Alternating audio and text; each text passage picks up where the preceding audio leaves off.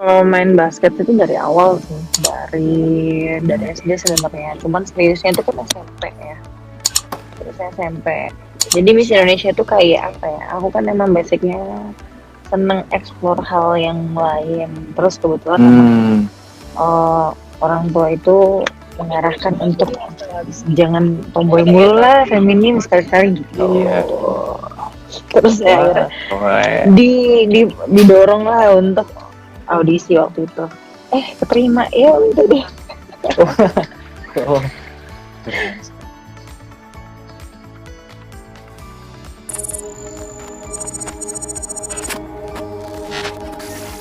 Selamat malam rekan-rekan sejawat, selamat malam rekan-rekan semua.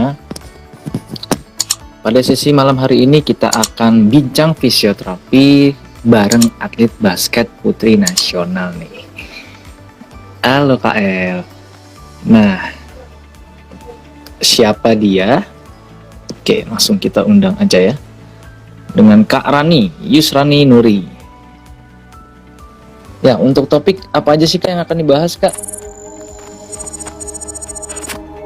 Nah, topiknya ini mengenai eh, bincang fisioterapi ya, sesuai dengan tema dan terkait pengalaman, kemudian riwayat cedera, kemudian aktivitas Kak Rani, dan pastinya nanti mengenai pengalaman Kak Rani bagaimana menjadi seorang atlet dan apa saja kendalanya gitu ya. Oke, selamat malam Kak Rani. Nah, Kak Rani sudah masuk. Halo. Halo, oke lagi di jalan. Oke, gak apa-apa. Kak Raninya lagi di jalan. Oke, aman ya Kak Rani ya? Aman kok, lagi di jalan aja sama keluarga sih. Oke, Suara jelas nggak? oke. Suaranya agak kecil sih. Oh iya, ya. Kalau kayak gini dengar nggak? Nah, itu dia. Oke,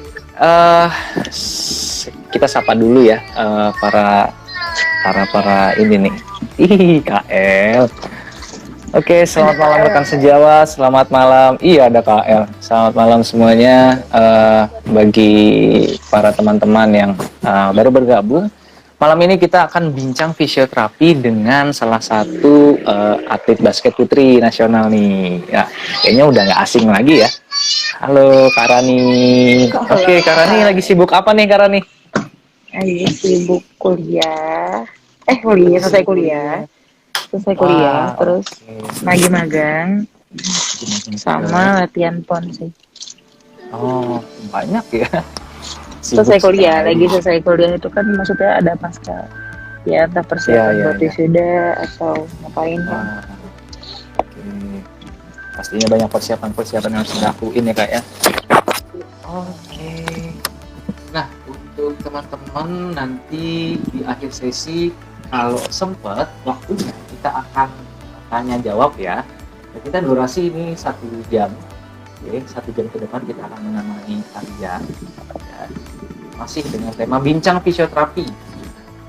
Oke, untuk awal saya akan membacakan buku dari cara Palma. Mungkin cara ini pernah ini ya, inget nggak? Kita kayaknya pernah satu lapangan ya. Apa nih? Sebenarnya familiar sih, cuman lupa. Cirebon Cirebon acara apa ya? tahun lalu. Serkandi. Bukan. Ini YBA. Betul. Apa ya? Saya juga baru inget. Ada apa Karena ini di salah YBA? satu pemain PON ya. Dan Iya betul. saya sempat bantu di sana kemarin. Oh, pantas saya melihat. Ya. Iya benar. Oke. Ada Kak Panggi juga. Halo Kak Panggi. Selamat malam Kak Panggi. Hai kapan di? Nah, ya. Oke, untuk ini tapi aman ya Kak, nggak ganggu ya? Enggak. Tapi paling kalau misalnya ada dede bayi nangis. Oh, Keponakan. oke. Sorry ya. Kirim lagi jam 9.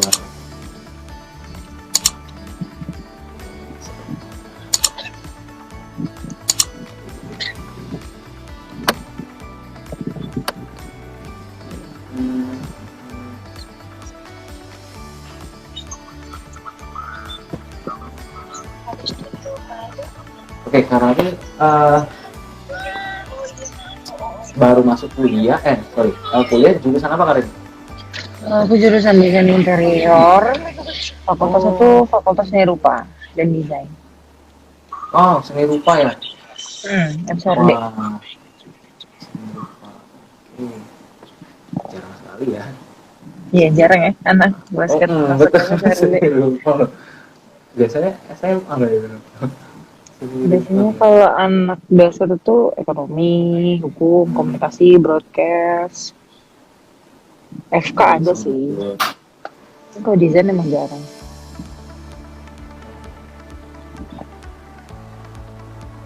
Hmm.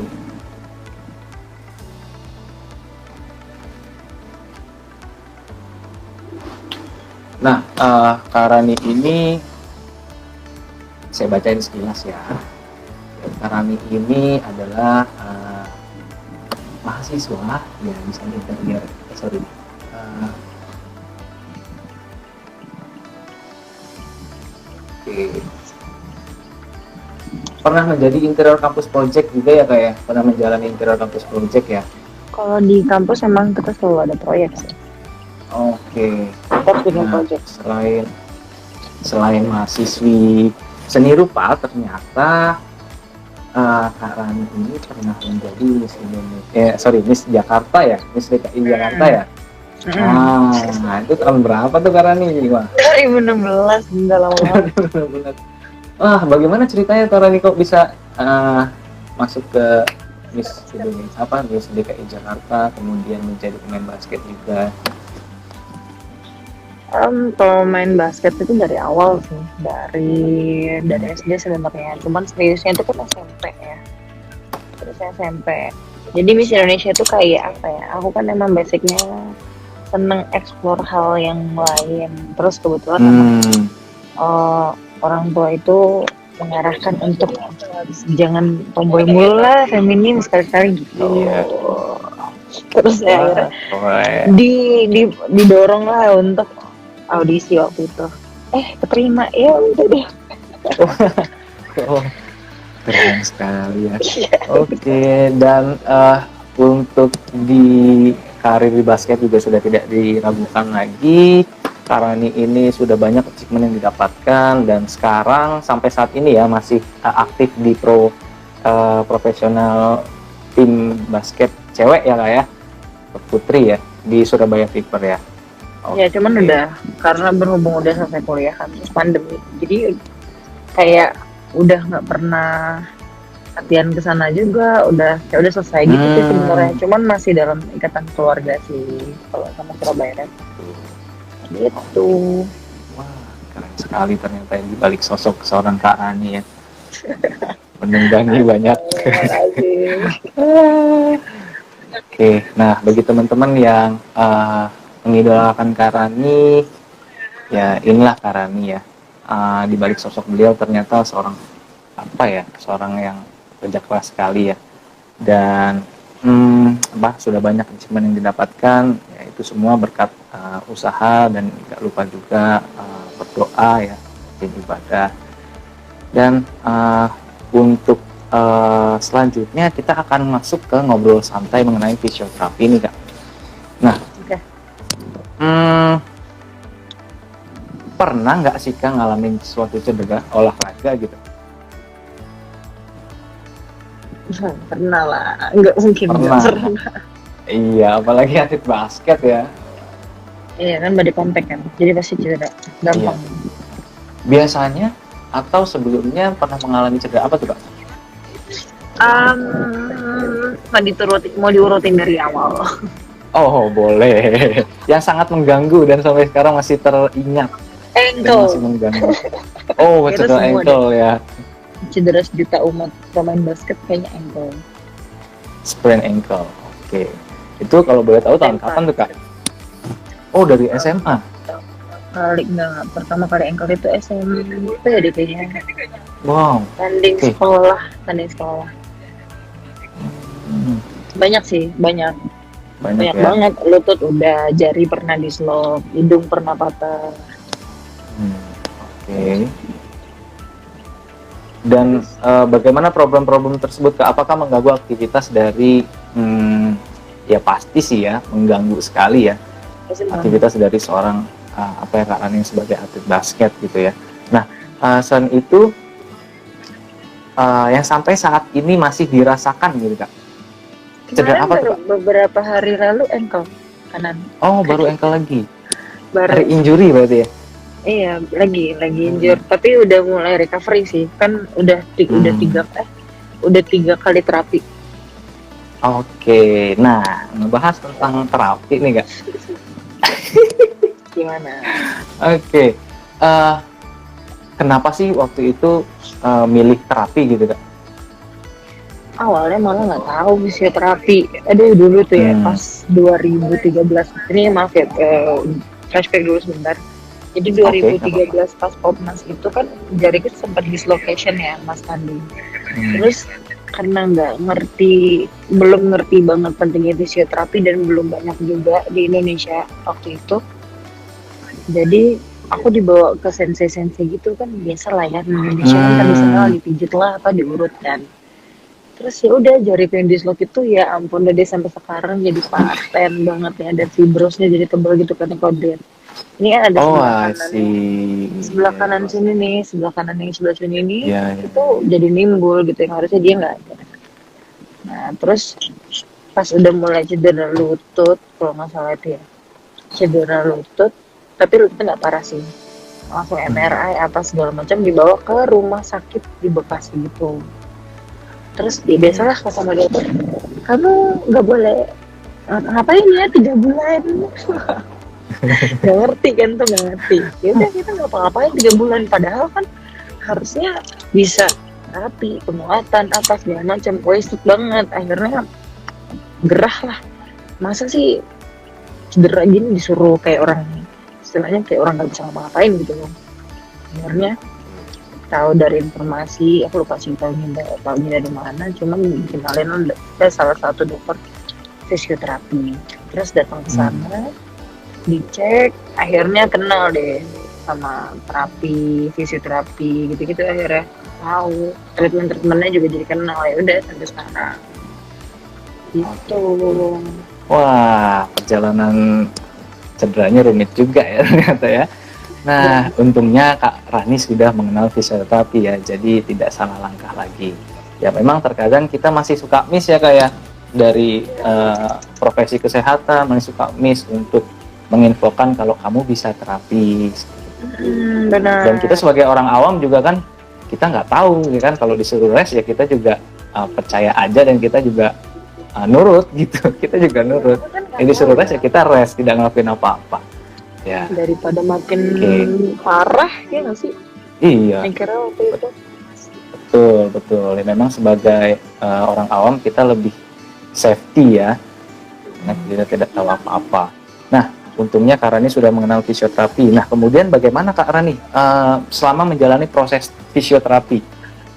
Gimana? Bedanya apa nih dengan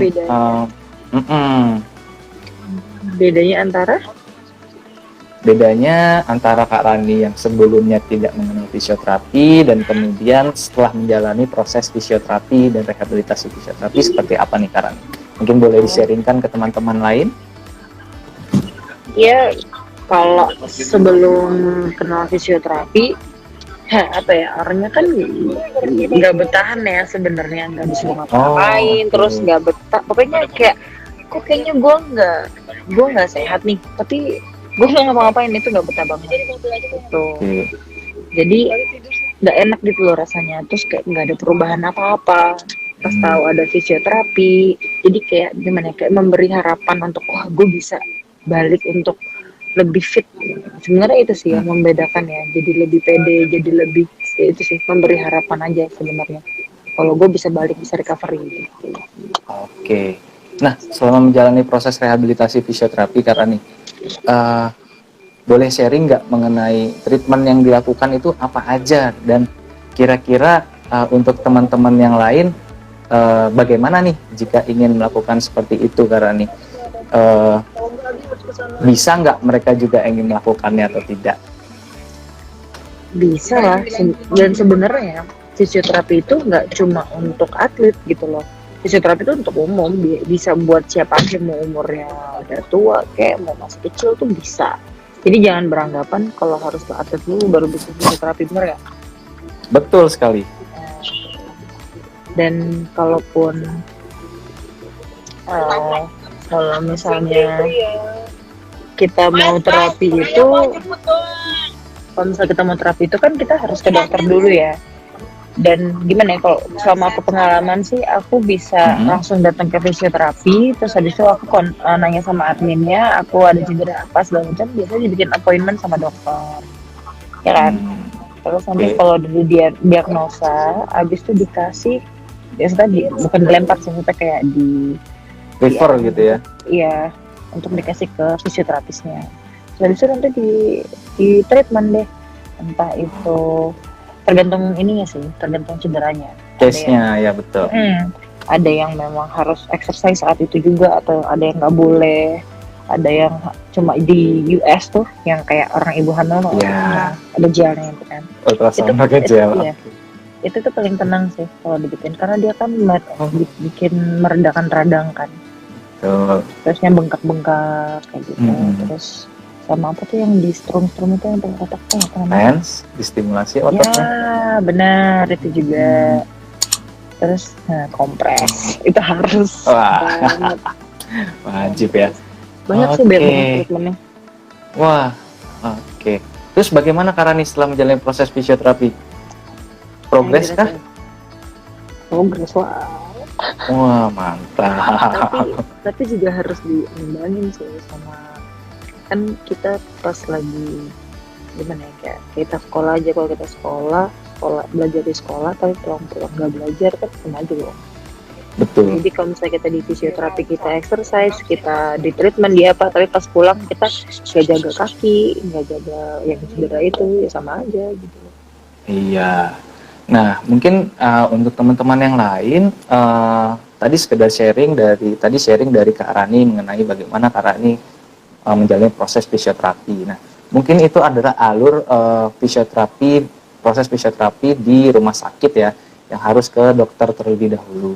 Nah, untuk sekarang kita ada klinik mandiri untuk fisioterapi, jadi kita sudah bisa tuh langsung ke klinik fisioterapi. Nah, nanti di sana juga akan ada alurnya sendiri. Pertama-tama biasanya dilakukan assessment dulu nih. Tuh, ditanyakan bagaimana keluhannya. Seperti itu, dan nanti didiagnosa, ada diagnosa fisioterapinya, dan kemudian baru direhabilitasi atau ditangani. Nah, ini kalau yang langsung ke klinik fisioterapi yang mandiri. Nah, untuk prosesnya ya memang seperti itu, seperti yang Kak Rani ceritakan ke kita, yang sharingkan ke kita ya. Ya ada modalitas, kemudian penggunaan modalitas itu seperti yang tadi Kak Rani bilang, ultrasound, kemudian TENS, kemudian ada lagi kinesio tape, dan masih banyak lagi, dan kemudian ada manual terapi, dan yang paling terpenting adalah exercise-nya atau terapi latihannya. Yang membedakan sama di rumah sakit ya Kak ya? Kalau di betul. Betul. Memang SOP-nya juga agak sedikit berbeda kalau di rumah sakit dengan di klinik fisioterapi mandiri. Nah, terkait exercise, kalau misalnya memang kita ada bagian cedera, ya exercise itu sangat bagus karena yang bisa mengembalikan fungsi gerak tubuh itu adalah salah satu strukturnya, salah satu bagian dari tubuh itu sendiri, yaitu otot. Selain otot itu juga kita ada metabolisme tubuh. Di situ juga ketika kita melakukan latihan, metabolisme kita meningkat sehingga menyebabkan terjadinya pembuluh darah kita lancar, kemudian ada aktivitas otot di sana, bisa ngurangin nyeri, ngurangin bengkak, gitu. Nah, jadi teman-teman seru ya berbincang-bincang fisioterapi dengan Kak Rani. Nah, itu adalah alur atau proses fisioterapi yang ada saat ini. Nah, jadi untuk teman-teman yang ingin nanya gitu, Kak, kalau misalnya mau fisioterapi kemana, langsung aja bisa ke klinik mandiri fisioterapi. Nanti kalian ada, sekarang udah banyak sih Kak, di Jakarta pun ada, Jakarta Pusat ada, Jakarta Pusat ada, kemudian Wah, sudah itu banyak di juga Tangerang pun ada. juga ada. Betul, tinggal cari aja yang lokasi terdekat. Nah, itu ya. Mungkin fisioterapi juga selain merehabilitasi, kita juga mengedukasi ya Kak. Kak Rani pasti diedukasi ya mengenai bagaimana tindakannya. Ya di rumah nanti nggak boleh ngelakuin ini ya, ya, Mm-mm. atau harus melakukan ini ya, gitu. Ya, Nah, jadi SPR kita sih. juga, nah betul PR. Jadi kita juga sebagai pasien juga harus melakukan tuh apa yang diperintahkan fisioterapi ya. Intinya sih fisioterapi juga memberikan PR ya untuk kebaikan kamu juga tuh. Karena percuma kalau kita hanya mengandalkan sesi fisioterapi di klinik itu ya, karena sisanya sehari-hari ya kita banyak di rumah gitu. Oke, nah sekarang menurut Kak Rani nih, fisioterapi ini penting nggak sih untuk seorang atlet atau yang berada dalam sebuah tim gitu ya? Penting lah, Penting nggak? penting. Penting ya? Ya penting, karena kan kita nggak tahu Penting. ya. Kita nggak tahu nanti ada cedera apa segala macam. Nggak mesti cedera sih. Kan nggak perlu nunggu cedera, bahkan fisioterapi, adanya fisioterapis di dalam seperti itu bisa mencegah sebelum terjadi cedera. Betul sekali. Kan Nah, sekarang juga ada. kan ngerti tuh fisioterapis. Itu dia. Kram nggak perlu cedera kan, kram misalnya ini dia apa ini gimana, ini ada tight dikit gitu, biar besok bisa main lagi. Betul sekali. Dan sekarang juga di dia olahraga juga sudah melek fisioterapi ya kayak sudah mulai banyak di tim-tim yang menggunakan fisioterapi, yang bekerja sama dengan fisioterapi untuk menangani tim. Ya sangat sangat bersyukur juga sudah mulai melek untuk fisioterapi di bidang olahraga. Dan ya memang fungsinya itu kita juga sebelum bukan hanya sekedar rehabilitasi, tapi kita juga punya fungsi sebagai mencegah atau preventif atau meminimalkan terjadinya cedera di dalam sebuah tim atau atlet gitu ya. Dan kita juga bisa membuat program untuk latihan untuk minimalkan cedera gitu. Dan kita bisa melihat nih kondisi-kondisi pasien atau atlet. Wah, kira-kira atlet ini kayaknya udah mulai capek nih. Oke, dengan cara apa? Biasanya gerakannya udah mulai aneh ya, pola larinya udah mulai aneh. Kan pelatih Gitu, kadang udah nggak mulai tahu pincang-pincang lah itu. benar-benar. Gitu. Karena pelatih suka kayak yang ayo main, terus tapi fisioterapis coach itu anaknya udah ini kurang ini. Nah, itu fungsinya Iya, pelatih betul. Nah, iya. Jadi kita juga sebagai profesi fisioterapi di dalam tim, kita juga harus menjaga komunikasi dengan coaches, kemudian dengan staff lainnya dan terutama dengan atletnya. Gitu. Ya karena kan yang mengerti kondisi atlet itu seharusnya fisioterapinya juga mengerti, sangat mengerti. Gitu. Jadi bisa saling memberi info. Nah, wah Kak Panggi. Halo Kak Panggi. Langgi. Kak Panggi salah satu ini ya, fisioterapi apa nih ya? Iya, salah satu. Banyak sih fisioterapinya. Dia salah satunya KL juga. Ini yang megang engkau KL. Oh, KL. Halo, ada KL juga.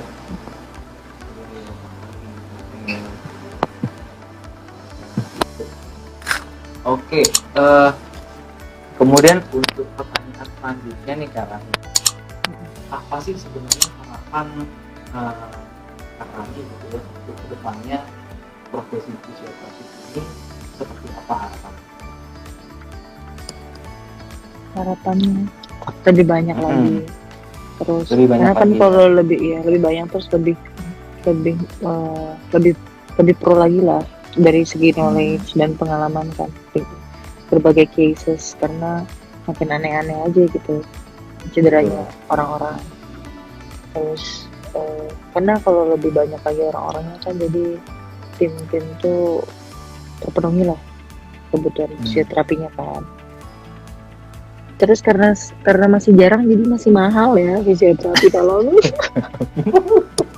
aduh susah ya. Gimana itu?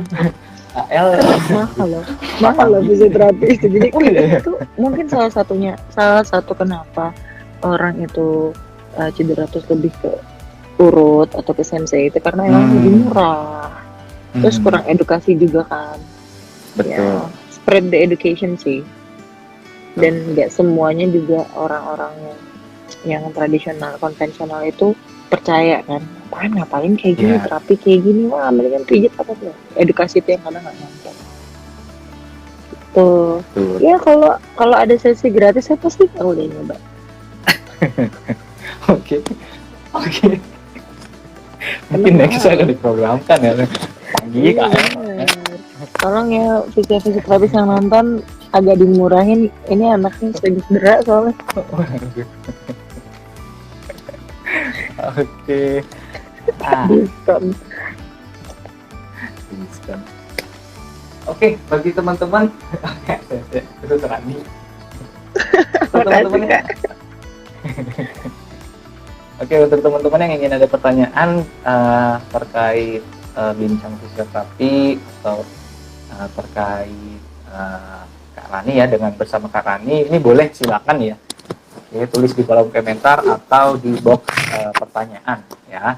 Kita masih ada waktu kira-kira 30 menit lagi ya. Oke. Nah, iya. Selain itu Kak Rani, bagaimana sih Kak Rani karir sebagai pemain basket yang apa motivasi Kak Rani sebagai seorang atlet basket? Motivasi Yang memotivasi, sampai saat ini ya.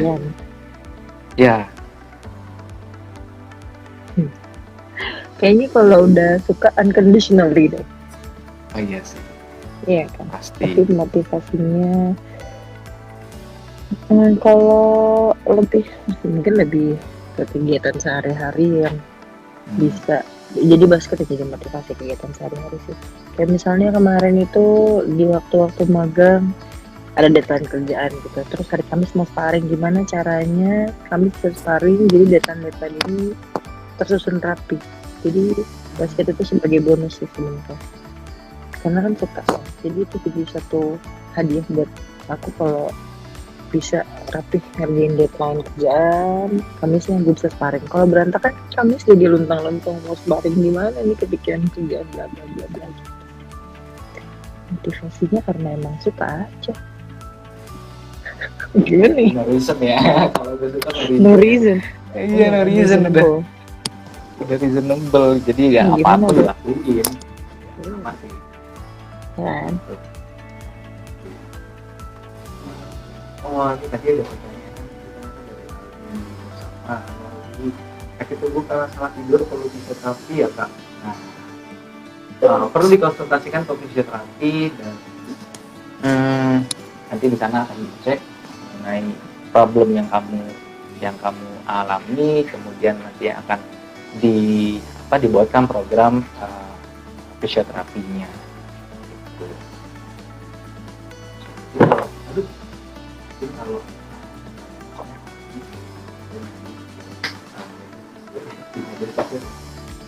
Emang kalau tidur bisa sakit punggung ya? Itu yang nanya temen gua sih. Oh iya. Emang kalau tidur bisa kalau tidur bisa sakit punggung ya? Bisa. Biasanya mungkin karena bukannya kalau sakit punggung itu nggak boleh ini ya, nggak boleh pakai mater sempit.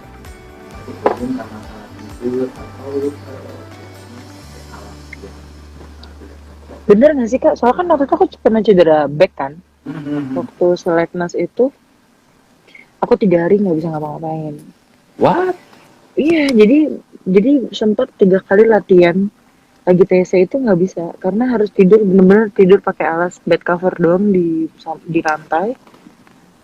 Terus tidurnya juga lurus, kaki ditekuk, pokoknya susah ngapa-ngapain. Emang itu ngaruh ya dengan kondisi alas yang keras dan lurus pas ditekuk.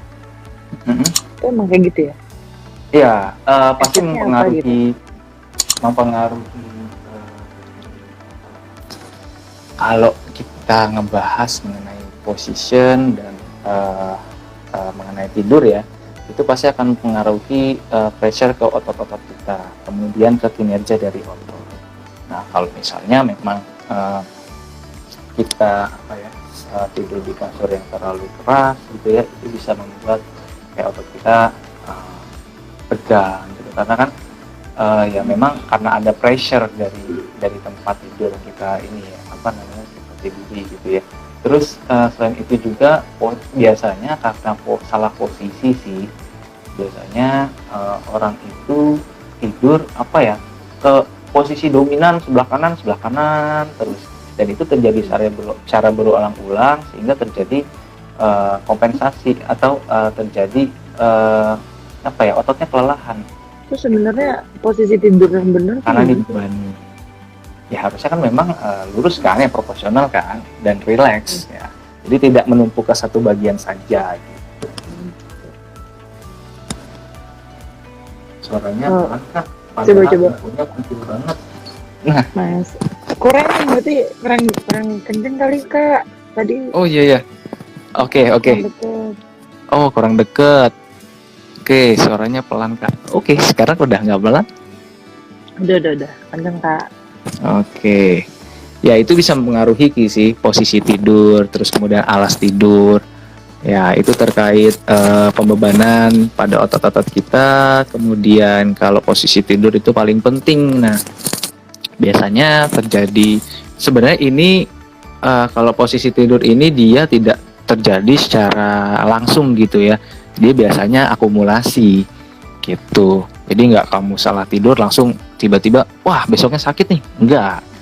Nah, biasanya ini adalah akumulasi dari apa, aktivitas yang sehari-hari kita lakukan.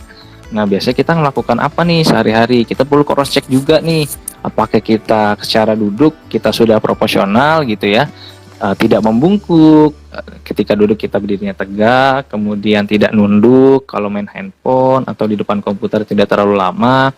Nah, ini yang bisa menyebabkan terjadinya cedera otot nih. Nah, ketika pas kita tidur mungkin adanya penekanan atau dominan di satu sisi itu bisa membuat ototnya capek sih, gitu.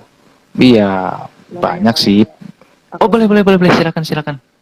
Kan kerjaanku depan laptop nih, depan komputer. Di interior nggak mungkin nggak pakai komputer. Betul. Seharian all day, enggak. Dan harus fokus gitu kan, ngerjain banyak hal gitu. Gimana tuh, ada tips nggak? Mungkin ketika lagi kerja sama setelahnya kan suka tegang tuh ya, parah sih, leher suka tegang tuh kan, kayak nggak enak gitu loh. Iya, pasti. Ada nggak tipsnya pas lagi ngerjain atau di sela-sela ngerjain atau setelahnya gitu pas lagi sakit? Oh, oke. Wah, ada banget dong. Ada banget. Nah, mungkin ada beberapa ya, mungkin kan sekarang juga zamannya online ya, serba online, sekolah juga, teman-teman mungkin sekolah juga online, kemudian kuliah online, kerja juga ada yang WFH kan. Jadi ya mau nggak mau harus di depan komputer atau enggak laptop atau enggak handphone gitu ya, dan standby beberapa jam gitu. Nah, untuk tipsnya mungkin yang pertama kali kita harus perhatikan nih posisi duduk kita. Nah, posisi duduk kita sudah benar atau belum? Posisi duduk yang seperti apa? Posisi duduk tegak, ya, tidak membungkuk, dan dan tidak membungkuk. Kemudian kita harus setting tuh proporsional dari laptopnya atau handphonenya atau komputernya, jadi supaya pas dengan jarak pandang mata kita, gitu. Jadi tidak terlalu bawah. Karena kalau terlalu bawah kita kan agak membungkuk jadinya ya. Nah, itu perlu kita setting tuh. Nah, gitu. Jadi ini yang perlu kita perhatikan. Nah, selain itu apa aja sih Kak yang bisa ngebuat biar kita nggak tegang gitu? Mungkin setiap 1 jam gitu ya, atau kalau kita udah merasa pegel gitu, kita bisa berdiri dulu ya, kita bisa lakuin stretching leher gitu ya, stretching chest, stretching depan, kemudian stretching bagian-bagian otot otot-otot belakang juga, dan pinggang. Nah, itu tujuannya untuk apa? Supaya kita lebih rileks dan tidak terlalu tegang gitu. Karena posisi duduk itu memang memerlukan apa ya? Biasanya memerlukan kekuatan dari otot-otot di bagian stabilisasi di bagian belakang, bagian back atau di shoulder. Nah, ini supaya mereka bisa denger bisa, bisa kayaknya Kak. Nah, ini yang bisa ngebuat kita menjadi apa ya, nggak terlalu stres juga kan, sebagai ice breaking juga, dan kita otot-otot kita juga bisa jadi relax gitu. Stretchingnya simple-simple aja, kayak misalnya peregangan otot leher gitu ya. Nah, terus ke samping, ke depan, terus ke belakang gitu ya. Kita bisa tarik shoulder kita ke belakang, terus kita gerakan badan. Nah, itu bisa kita lakukan gitu. Jadi kita nggak hanya terpaku tuh selama 1 jam atau 2 jam atau one day full gitu ya di depan komputer atau laptop. Itu tidak disarankan sekali sih gitu. Karena otot kita juga punya limit nih. Nah, berapa lama tuh kalau punya Kak limit otot sebenarnya? Ya, limitnya itu biasanya akan keluar tanda-tanda tuh. Ya. Akan keluar sign-nya. Tanda-tanda kayak, waduh udah pegel banget nih kayaknya, udah narik banget nih di otot bagian leher nih. Nah, itu berarti otot kamu udah capek gitu. Jadi itu kamu perlu peregangan. Betul, tidak ada waktu yang karena kan tiap orang juga beda-beda kan. Gitu, tiap orang juga beda-beda, aktivitasnya juga beda setiap hari-hari, sehari-hari. Ya, itu yang bisa kita lakukan gitu ya. Dan selain itu, kalau misalnya memang sudah melakukannya nih, tapi kok masih tegang aja sih Kak, mungkin setelah itu kita bisa melakukan kompres gitu ya. Setelahnya kita bisa melakukan kompres untuk otot yang tegang, kita bisa melakukan kompres hangat 10-15 menit gitu. Tujuannya untuk apa? Untuk mempelajari peredaran darahnya, kemudian mengurangi ketegangan ototnya. Selain itu kita bisa melakukan stretching lagi. Nah, kalau misalnya memang masih berasa gitu ya, aduh masih ada keluhan nih, ya bisa kamu cari informasi ke, banyak sih sekarang untuk klinik-klinik fisioterapi yang mengedukasi ya. Biasanya udah banyak sih. Ya kamu bisa ngelihat tuh kira-kira tipsnya apa ya gitu, dan kamu bisa ngelakuin. Biasanya ada latihan-latihan yang daily exercise bisa dilakuin di rumah gitu. Karena itu salah satu fungsi fisioterapi juga, atau peranan fisioterapi juga, kita untuk apa ya, edukasi gitu. Nah, betul, salah satu program rehab juga ya. Nah, selain itu kalau misalnya emang udah ngelakuin semuanya gitu ya, aduh nggak sembuh nih Kak, mungkin kalian perlu konsultasi ke fisioterapi. Gitu. Oke, bisa konsultasi dulu ya, siapa tahu memang ada terjadi apa ya maksudnya sudah parah lah gitu ya. Ini kan kalau misalnya sudah seperti ini kan tidak boleh dibiarkan ya, karena akan menyebabkan kompensasi gitu ya, dan ini akan akan mengena atau terjadi cedera yang lainnya gitu, atau secondary injury kalau misalnya satu masalah tidak ditangani. Karena tubuh kita seperti itu kan ya, kalau ada satu yang sakit pasti yang lain akan cover gitu, dan yang lain akan membantu gitu. Oke. Aku tuh Kak, kalau cedera terus nggak langsung ditangani, kan lama-lama ke lutut, lama-lama ke pinggang, nah itu yang dihindari kan sebenarnya. Betul, itu yang kita hindari harusnya. Ya sebenarnya ya itu sih, kita harus tahu sih bagaimana cara penanganannya, terutama penanganan awalnya sih. Biasanya orang atau biasanya ya kita orang awam gitu nggak tahu ya, aduh penanganan pertamanya apa nih ya. Biasanya kan tinggal udah langsung ada tukang urut gitu ya, atau langsung aja jinjit gitu ya. Iya itu aku mau nanya. Kalau ankle ya, biasanya kan anak-anak nih ya, diinjak aja Kak, diinjak, ditindihin gitu, dikentak. Nah, itu sebenarnya benar nggak?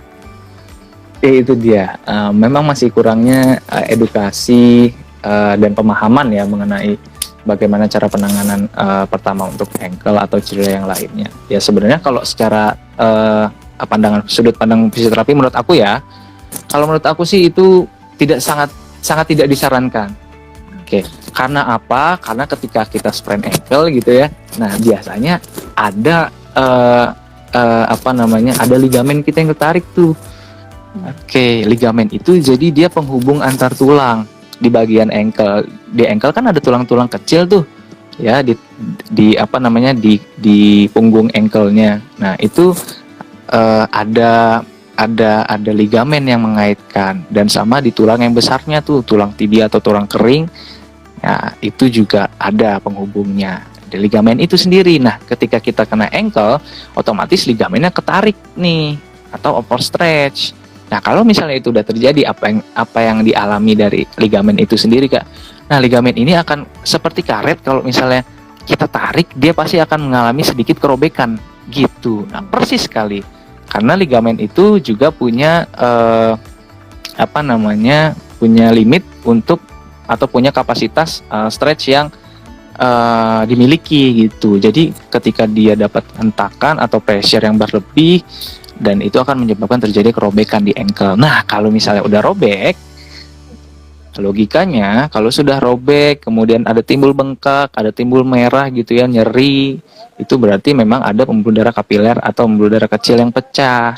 Nah, kalau misalnya udah terjadi seperti itu, sebaiknya jangan dijongkokin, jangan diinjek-injek, karena itu bisa memperparah terjadinya cedera itu sendiri gitu. Ya kita juga tidak tahu kan, bisa jadi ligamen yang tadinya hanya ketarik gitu ya, robeknya sangat sedikit, dia micro rupture, terus akibat diinjek-injek atau malah biasa kan gitu ya, iya dicrackin gitu ya, itu bisa nyebabin kerobekan tambah parah. Aduh, itu sih yang sangat disayangkan memang. Nah, itulah mengapa ya Pak Ilham ya, kita juga mengedukasi teman-teman semua untuk paham nih bagaimana fisioterapi sebenarnya. Jadi kita juga mengedukasi kalian juga, dan yang terpenting adalah penanganan awal itu sih. Ya, bagaimana sih Kak kalau misalnya udah cedera ankle? Ya memang yang dibilang orang-orang suruh rest itu ada benarnya juga. Jadi kamu tidak boleh ketika terjadi ankle gitu ya, kamu tidak boleh tuh langsung lari-lari lagi, kemudian main lagi. Nah, kita bisa cek dulu. Biasanya kalau ada fisioterapi, itu dicek dulu, gitu. Ini kira-kira masih aman nggak nih buat main? Bisa kan fisioterapi gitu kan, kalau ada di lapangan. Oh, kalau aman, oke, kita bantu biasanya tuh pakai modalitas rigid, biasanya di tapping gitu. Nah, kalau misalnya nggak ada fisioterapi, gimana Kak? Sulit sih, tapi kalian bisa tahu dari ya sebaiknya diresin aja, jangan terlalu dipaksa ya, karena kan kita juga kalau seorang atlet itu ya jiwa ini ya, pantang menyerah ya. Pantang menyerah, maunya main gitu, pantang menyerah gitu ya. Iya. Nah, jadi itu yang harusnya kita hindari. Jadi, nah pentingnya fisioterapi itu. Jadi fisioterapi tahu kapan pemain ini harus rest, kapan pemain ini harus main, gitu. Dan kalau misalnya sudah terjadi seperti itu ya, penanganan awalnya ya biasanya kita kasih yang paling mudah itu adalah PRICE gitu ya, PRICE gitu, protection terlebih dahulu misalnya. Terus kita bisa resin pemain atau atlet yang kena ankle gitu ya, dan pastiin kondisinya itu aman gitu ya, tidak pada saat si atlet ini direskan gitu ya. Kemudian kita elevasi ya, kita kompres es dulu. Pertama kita icing dulu, oke. Terus udah kita ice, kita elevasikan, kita angkat kakinya ya, agar tujuannya untuk apa? Untuk nurunin bengkaknya gitu ya. Dan setelah itu kita bandage kalau ada, kita pakai bandage. Dan kalau misalnya memang parah, kita bisa refer gitu sih. Nah, itu yang paling penting untuk penanganan awal, supaya kita nggak salah nih. Ya biasanya memang yang terjadi gitu ya, coach bilang ini nih jinjit dulu, atau jongkok dulu gitu, atau disuruh lari dulu gitu. Kayak gitu sih. Ini KL kayak pengalaman nih, pasien kabur. Nah, pengalaman. Ya Kalau bodoh program tapi fisioterapi itu gak dituntasin gimana? ya Siapa nih udah. pelakunya nih? Aduh, pengalaman ya. Kan Nong punya 2 pertanyaan sih. Ada ya? Oke, sebentar. Aku. Oh ya, Boleh oke. Sebelumnya nih ada pertanyaan dulu nih Kak dari sebentar. Kak, apa kalau sebentar. Kak, apa kalau S1 fisioterapi bisa ambil S2 ilmu kedokteran? Hmm, gimana ya? Harusnya beda profesi sih, gitu. Beda profesi sih. Iya, nggak bisa karena dia harus yang sejalur gitu ya kalau untuk dokter. Gitu. Mungkin kalau misalnya kamu fisioterapi S1 yang mengambil fisioterapi, S2-nya kalau nggak master fisioterapi atau bisa fokus ke master olahraga atau apa ya, fisiologi latihan itu bisa masih sejalan gitu. Atau banyak sih sekarang sudah banyak.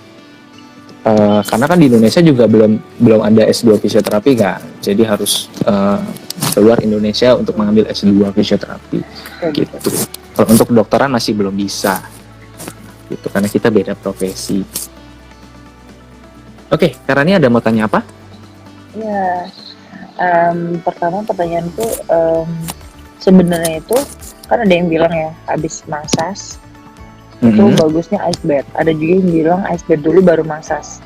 Terus ada juga yang bilang habis massage itu harus di resting sehari 2 hari recovery baru bisa latihan. Nah itu sebenarnya gimana? Sebenarnya yang benar itu gimana? Itu yang pertama. Yang kedua, apa pendapat kakak fisioterapi tentang urut-urut ajinaim? Waduh, urut legendaris ya. Iya, itu legendaris banget loh. Iya, betul. Udah jinain beneran loh. Cimande juga Kak. Coba gimana tuh Kak? Oke, yang pertama dulu ya. Oke, sebenarnya banyak teori sih tentang ini, tentang sebenarnya yang mana sih Kak yang paling efektif mengenai massage dulu kah, baru ice bath atau ice bath dulu baru massage gitu ya. Atau tadi gimana? Atau kalau misalnya mau latihan lagi kan biasanya kalau dalam satu rangkaian kegiatan latihan klub profesional itu kan dia ada sesi massage gitu kan. Terus dari pihak fisioterapinya ngomong ke coachnya untuk ini baru bisa latihan lagi kapan. Nah itu tuh gimana? Kadang kan ada yang baru massage terus dia dihajar lagi latihan fisik besoknya gitu kan. Padahal fisioterapinya sebenarnya boleh tuh. Nah sebenarnya gimana sih? Oke, nah memang kendalanya kalau di tim gitu kayak kita juga sedikit dituntut untuk apa ya, untuk bisa menjalankan program dari coaches itu sendiri. Tapi balik lagi sih, di sini komunikasi sangat penting. Biasanya kita komunikasiin sih, dan biasanya coach juga akan paham kalau misalnya kita kasih kita kasih info mengenai hal ini gitu. Yang sebenarnya bagusnya gini loh coach, ini harusnya seperti ini coach kalau menurut saya gitu. Dan kalau misalnya ini dilakukan akan terjadi ini, sebaiknya melakukan ini. Jadi gitu. Jadi ada diskusi lah mengenai tim fisioterapi di klub dengan para coaches atau staff gitu. Biasa sudah didesain. Nah, kemudian untuk recovery itu sendiri, yang mana sih Kak yang efektif, massage dulu atau kompres es dulu? Ya sebenarnya ini adalah kedua ini adalah salah satu proses yang kita lakukan untuk recovery kondisi pemain gitu ya, terutama di ototnya ya gitu. Nah, karena kita tahu sendiri kalau massage itu bisa untuk merilekskan otot. Nah, selain itu juga bisa untuk mengurangi ketegangannya juga nih gitu. Nah, habis itu sebenarnya fungsi es itu kita juga perlu tahu nih, fungsi dari keduanya itu apa, supaya kita nggak terlalu mempermasalahkan yang mana duluan sih gitu. Nah, kalau misalnya untuk massage seperti itu untuk melancarkan peredaran darah, kemudian untuk recovery ototnya gitu ya, kita melakukan relaksasi ke ototnya gitu. Nah, selain itu untuk esnya apa sih Kak fungsinya? Nah, ketika terjadinya atau ketika setelah latihan gitu ya, kan metabolisme lagi naik itu atau lagi tinggi gitu ya. Nah, peran es itu apa Kak? Nah, dia fungsinya untuk menurunkan apa namanya? Jadi ketika kita habis olahraga itu kan biasanya ada sisa-sisa pembuangan zat metabolisme tubuh gitu ya. Ya, kita sebut saja dia ini ya asam laktat gitu ya. Itu yang paling sering sih. Nah, asam laktat ini. Jadi ketika kita pengeluaran keringat itu asam laktat akan keluar juga. Nah, tapi ketika kita tidak melakukan cooling down dengan benar, kemudian kita tidak melakukan stretching, kemudian kita tidak melakukan ice bath atau kompres es, itu akan menimbulkan terjadinya penumpukan di ototnya gitu. Makanya kenapa ice bath itu penting ya, ini fungsinya untuk pumping sebenarnya, kayak pompa sih. Nah, simpelnya gini, kalau misalnya habis olahraga kan lancar tuh badan kita ya, karena keluar keringat, kemudian suhu tubuh agak panas gitu ya, suhu tubuh tinggi, dan pembuluh darah jadinya melebar tuh. Nah, fungsi esnya itu untuk menstabilkan si pembuluh darah ini supaya mempersempit pembuluh darah. Kemudian ini yang akan, karena dari suhu ya, karena suhu semakin dingin itu pembuluh darah juga akan menyempit gitu ya. Tapi ada prosesnya, ini ada prosesnya tersendiri. Nah, ini akan membuat terjadinya proses pumping dari si pembuluh darah ini gitu. Jadi kita bisa zat-zat metabolisme tubuh yang nggak kebuang itu bisa kebuang gitu, bisa keluar melalui ice bath ini. Nah, kemudian jangan lupa selain ice bath ini yang paling penting adalah stretching juga perlu. Kadang sering ya Kak, biasanya kayak pemain-pemain biasa gitu ya, maksudnya kita yang hobi olahraga itu juga masih kurang paham gitu mengenai olahraga itu sebenarnya adalah satu kesatuan gitu, bukan cuma olahraganya aja gitu ya, tapi pemanasan dan cooling downnya juga harus kita lakuin gitu ya. Pernah ngalamin nggak Kak kayak gitu, yang kayak dia nggak ada persiapan gitu tiba-tiba langsung main gitu? dari Karani juga seperti itu nih pengalamannya nih, nggak pernah ya? Apa tuh kayak pernah kaget aja nggak panas. Pernah. Iya betul. Nggak panas aja rasanya. Kalau menurut aku stretching tuh nggak cukup. Betul. Itu cuma kayak buat bikin lentur doang sih. Sebenarnya kalau buat kita yang latihan yang high impact terus body contact tuh mesti ada penguatan dulu sih di awal. Iya betul. Nah makanya kan pemanasan itu penting ya. Pemanasan itu bisa kita lakukan ya seperti yang tadi. Kalau di awal kita pemanasan biasanya yang paling bagus adalah dynamic stretching, yang dinamis gitu ya. Seperti yang tadi Karani sebutin tuh, kayak misalnya squat, kemudian lunges, kemudian lari kecil, jinjit-jinjit pun boleh. Nah itu fungsinya atau tujuannya untuk apa sih Kak? Ya sebenarnya kan memang untuk mempersiapkan otot, kemudian mempersiapkan tubuh kita nih supaya siap gitu. Karena kan kita mau olahraga yang high impact, betul kan? Kalau misalnya posisinya tidak siap, ketika ada gerakan-gerakan yang harusnya membutuhkan tenaga besar, kemudian pressure yang besar terhadap ototnya atau jointnya, itu udah siap gitu, karena dia sudah dibangunkan gitu. Nah makanya teman-teman sangat penting untuk melakukan pemanasan nih. Nah, pemanasan ya termasuk dynamic stretching itu sendiri. Nah dan yang terakhir itu pendinginan. Itu paling sering lupa ya, abis olahraga gitu ya, males betul.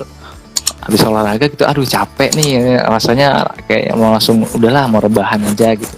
Nah sebenarnya kan ini nggak baik juga gitu buat tubuh ya, karena ya terkait metabolisme tadi. Sebenarnya habis kita olahraga itu ya ada sisa zat pembuangan dari metabolisme kita, dan itu juga harus dirilis tuh. Nah rilisnya dengan cara apa ya, pendinginan atau cooling down ya. Bisa kita gerakan-gerakan simple aja sih ya, gerakan simple kayak stretching untuk paha depan, paha belakang. Caranya gimana sih Kak? Ya bisa kita duduk terus ngeraih kaki kita gitu. Terus kita posisi ngelentangin kaki gitu ya. Itu kita bisa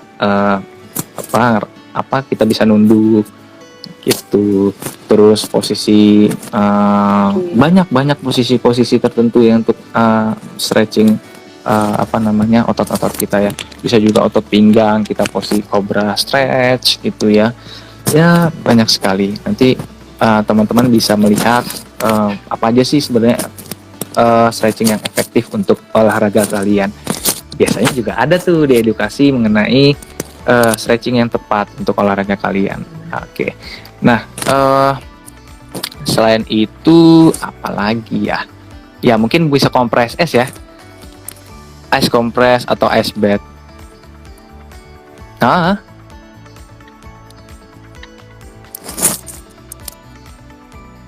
Iya, betul. Ini Kak, Oke. kalau di fisioterapi itu ada Bedanya dirilis itu gitu kan? kalau menurut aku pribadi bedanya mungkin hampir mirip sport ya. massage Tapi sama bedanya kalau misalnya sport massage biasa. itu Orang suka namanya juga banyak. sport massage ya, untuk sport gitu ya. Nah, ya kita secara teknik juga melakukan metode-metode tertentu atau teknik tertentu untuk kalau misalnya kita sport massage. Biasanya ada beberapa teknik yang kita lakukan. Kalau misalnya dia memang tight dan ada kayak trigger pointnya gitu ya, ada ototnya tight sekali, biasanya kita rilis. Nah, teknik rilis ini biasanya yang spesial gitu. Maksudnya ya di massage sendiri kan, kalau massage kan biasanya cuman untuk capek gitu kayak dia untuk capek, cuman untuk ya ngelemesin aja, betul, untuk ngelemesin aja. Nah, kalau sport massage biasanya ya untuk itu. Kita juga bisa lebih dominan ke beberapa otot, kayak misalnya otot paha depan yang sering kaku banget ya. Nah, itu kita bisa rilis tuh. Nah, rilis ini fungsinya untuk apa sih Kak? Untuk ngurangin ketegangan dari si ototnya gitu. Itu adalah salah satu teknik dari massage, dari sport massage gitu sih. Nah, jadi ini bedanya apa ya? Bedanya nanti ke recovery ototnya jadinya. Ya, recovery ototnya jadi lebih spesifik nih, karena sport massage tadi, teknik yang dilakuin tadi. Karena gitu, beda teknik juga beda. Iya, udah gitu memang bedanya itu kayak cuman buat capek aja gitu loh kalau massage yang biasa. Nah, atau mungkin karena ini pernah dirilis kah untuk ototnya?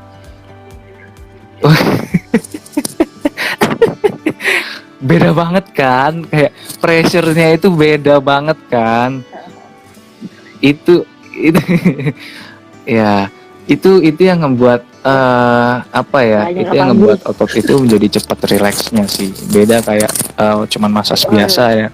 Itu mungkin nggak kena ya kalau untuk massage biasa, karena kan biasanya kalau otot tight itu juga kita perlu di pressure gitu untuk ngelakuin rilisnya. Nah, itu yang ada di sport massage gitu sih Kak. Nah, yang tadi belum tuh, satu lagi. Oke, ya deh. Oke, mengenai itu yang mengenai legendaris tradisional itu. Kak. Ini aku kok kayak aku yang jadi moderator ya. Untuk pijat tradisional gitu. Baru mau nanya lagi. Memang agak susah sih ya, karena mindset orang Indonesia juga sudah terpola gitu ya, dan sudah terbentuk kalau misalnya ada keluhan sedikit langsung perginya ke tradisional. Ada ngelus, kenapa? Iya, masih oke. 10 menit terakhir ya. Oh enggak, ini nggak diwaktuin kok.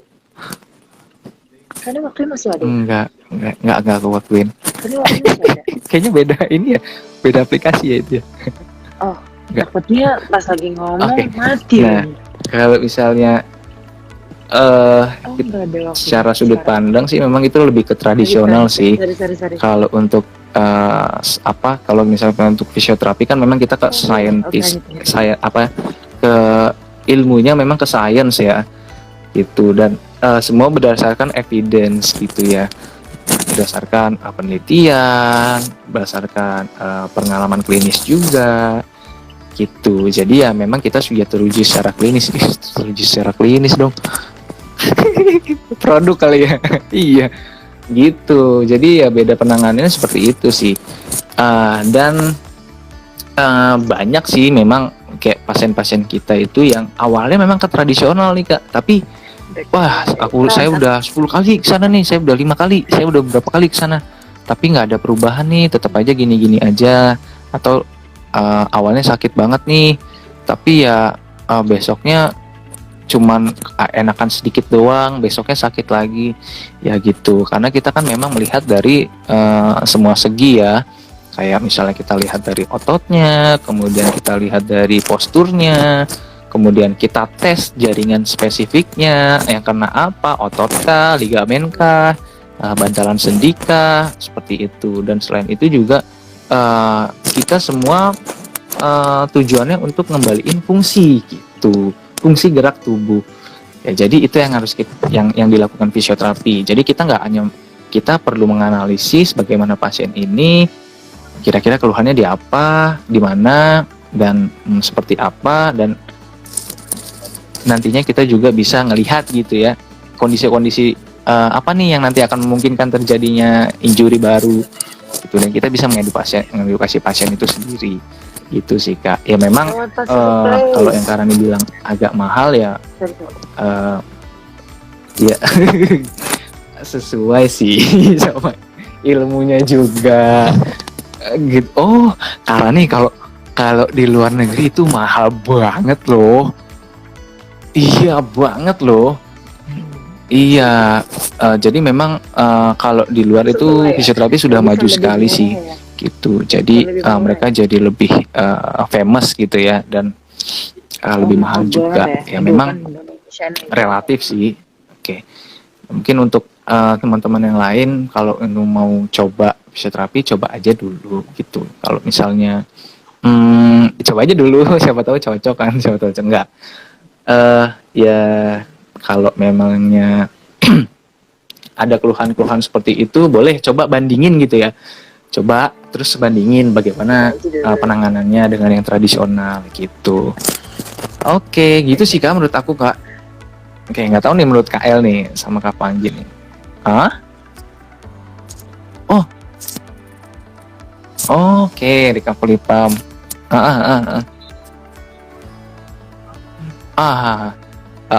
Kalau recovery pump Oh, fungsinya apa sih Kak? Yang itu loh, yang kita masukin ke dalam. Oke. Itu tuh yang disleting, terus dia ngembang. Bener sih, recovery pump itu kan dari namanya juga recovery ya. Recovery pump itu untuk buat apa? Recovery pump itu biasanya memang untuk recovery otot ya, recovery otot. Cara kerjanya atau mekanisme kerjanya, dia itu kan seperti kantong gitu ya, kantong yang diisi udara gitu ya, terus kaki kita dimasukin, nanti ada pressure dari si kantong udara itu atau kantong si pump itu atau recovery pump itu sendiri. Nah, pressure inilah yang bisa menyebabkan terjadinya penekanan pada otot. Penekanan pada otot, terus ketika otot kita terpressure gitu ya, terpressure, terus nanti di relax atau lemes, dia kan ada kadang, udah pernah coba kan ya, Rani ya, dia kayak nge-pressure terus habis itu relax gitu kan ya, nge-pressure lagi, di hold terus relax. Nah ini yang dapat menyebabkan terjadinya proses recovery otot gitu. Jadi ototnya mendapatkan pressure, kemudian ketika mendapatkan pressure, jadi ada pembuluh darah yang seperti terpompa nantinya gitu.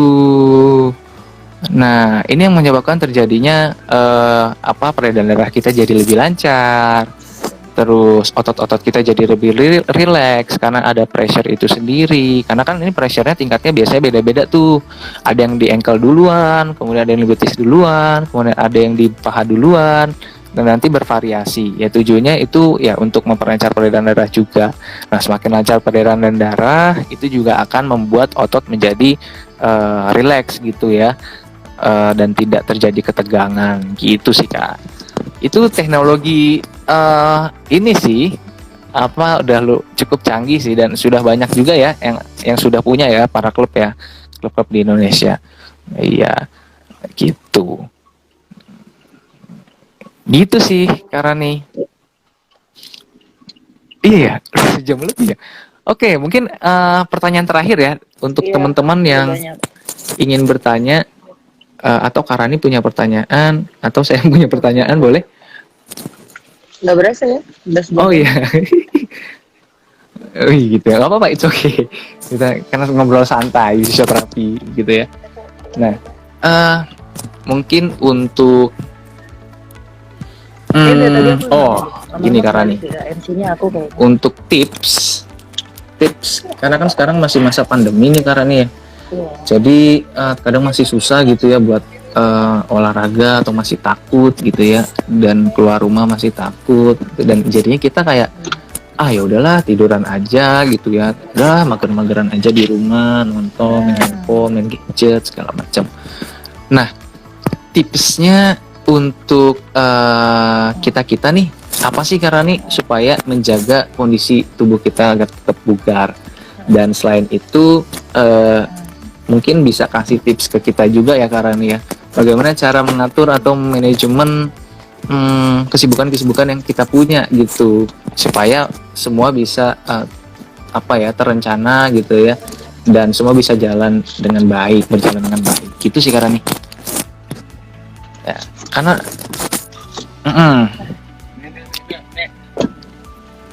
untuk tipsnya dulu nih yang pertama.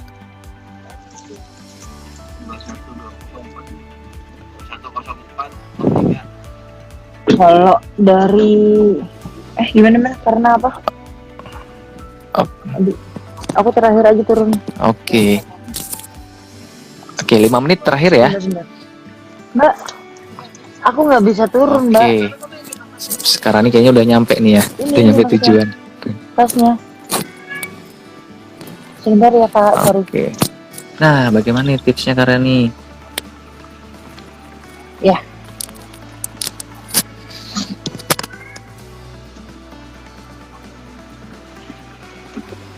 Nah, kalau dari aku sih, kalau lagi pandemi gini, waktu itu pas masih WFH ya, itu kerjaannya exercise di rumah sih, exercise yang nggak perlu peralatan yang banyak. Terus paling jogging-jogging di area komplek, itu kan masih boleh kan. Terus kalau untuk manajemen, sekarang kan udah nggak pandemi banget ya, jadi udah mulai olahraga keluar, orang-orang yang penting jaga protokol sih, tetap pakai masker, jaga kesehatan, vitaminnya, terus kebersihan, jaga jaraknya juga. Ya, yang penting sih kan kalau misalnya dari sendiri betul. Sih ada rutin rapid ya, tes, dan aku juga ada kayak swab, nggak cuma tes doang, nggak cuma rapid, jadi ya insya Allah aman lah gitu kan. Kita body contact kan, nggak mungkin kita latihan terus nggak bersentuhan. Terus lebih jaga diri sih, dan olahraganya yang kira-kira kok berenang kan masih aman deh, cuman cari tempat yang cari waktu dan tempat dan hari yang kira-kira nggak rame. GBK juga buka kok ya kan, GBK juga penting protokol. Betul, berjalan dengan baik gitu ya. Kalau untuk masalah itu tips dari Karani itu apa? Dari sisi gimana nih maksudnya? Biar semuanya tetap ke jalan gitu. Aku juga agak semberawut sih. Pertama ini sih tanggung jawab. Kalau misalnya memang udah mengambil banyak pilihan, udah ngambil banyak kegiatan yang banyak, kayak kemarin tuh aku jadi panitia display exhibition, terus aku juga harus pegang, aku juga harus latihan dan segala macam. Itu kan itu benar-benar makan waktu. Udah tahu udah udah berani ngambil keputusan, ya terima resiko, tanggung jawab gitu. Masalah untuk nanti ketika ngerjainnya, pas ngejalanin itu gimana tipsnya itu sembari berjalan sih. Soalnya kan tergantung case-nya kan. Jadi ngakalin lah kira-kira bagi-bagi waktu istirahatnya, kerjanya, efisiennya berapa. Jadi lebih ke Oke. kayak kita main basket aja, quick decision gitu. Saat itu mengambil keputusan untuk Wah, manage waktunya kan, kalau memang nggak itu ya tips dari Kak Rani ya. Tips sehat ala Kak Rani. Ya, jadi memang sekarang juga udah banyak sih yang buka ya kayak. Ya sekarang tinggal kitanya nih mau action atau enggak gitu. Nah, mengenai takut sih ya pasti semua orang juga masih ngeri gitu ya. Ya tapi ya tetap jalanin protokol aja gitu. Dan itu karena kalau kita stres juga itu juga bisa nurunin imun kita ya karena nih ya. Ya, dan wah itu olahraga bikin happy tuh. Oke, jadi gitu teman-teman. Jadi bisa berolahraga sebaik mungkin ya, sebisa. Happy loh, olahraga aja makanya. Jangan sampai cuma rebahan aja gitu. Nah, kemudian apa tuh?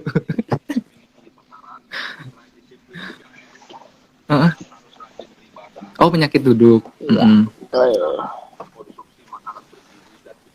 Iya, jangan nanti ada penyakit duduk. Iya sih, betul. Entah ada Kak, waktu aku ikut seminar, kata dokternya ada penyakit terkait duduk. yang tadi ya, yang tadi sudah kita perbincangkan nanti ya. Nanti teman-teman bisa melihat ya di reviewnya, ada preview dari ini. Ada tuh kenapa sih terjadi cedera kalau misal kita cuma duduk aja, tapi ya gitulah dalam jangka waktu yang lama. Oke, karena ini nggak berasa banget ya, udah lewat nih malah 1 jam. Sorry loh. Oke, seru banget ya ngobrol-ngobrol bersama Kak Rani. Thank you Kak Rani sudah nyiapin waktu, sediain waktu untuk sharing-sharing bareng untuk kita semua. Dan teman-teman juga yang masih stay, thank you. Untuk Kak Rani,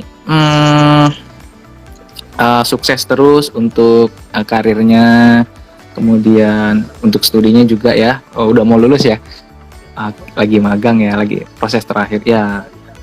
Lagi. Thank you. Oh udah. Oh oke. Oh iya oke. Sukses buat semuanya Kak Rani ya. Tetap sehat. Makasih Kak Rani. Kata Kak Panggi. Ya.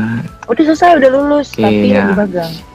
Semoga kedepannya juga kita semua bisa melek mengenai fisioterapi ya. Nah, fisioterapi itu adalah salah satu profesi yang penting juga nih dalam kehidupan kita. Gitu. Nggak cuma di bidang olahraga aja loh. Ternyata fisioterapi juga ada di bidang syaraf, kemudian anak-anak, orang tua atau kasus orang tua gitu ya. Dan kesehatan wanita pun sekarang ada, dan yang terbaru komunitas gitu.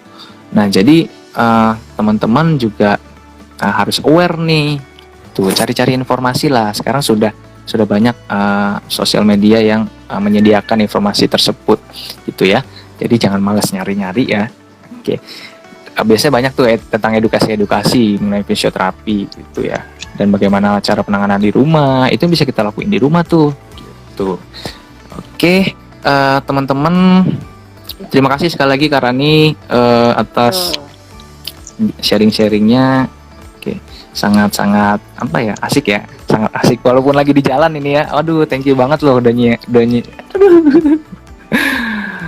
sudah menyiapkan waktunya. Nah, teman-teman, kita tiba pada akhir acara nih, akhir live nih.